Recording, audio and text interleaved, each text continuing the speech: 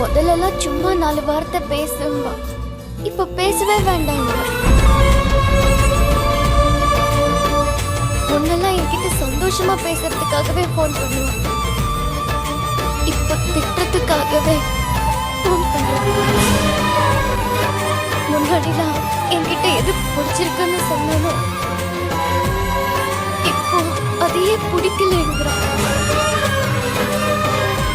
இப்போ நான் இங்க இருந்து போறது சந்தோஷ் என்ன திட்டுறாங்கிறதுக்காக இல்ல, இதுக்கு முன்னாடி கூட சந்தோஷ் என்ன திட்டுவான், அதுல லவ் இருந்துச்சு. இப்போ அது இல்லை.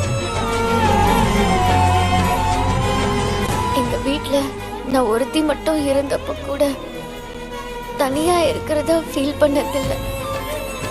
ஆனா இங்க என்னை சுத்தி இத்தனை பேர் இருந்தும் தனியா இருக்கிற மாதிரி இருக்கு.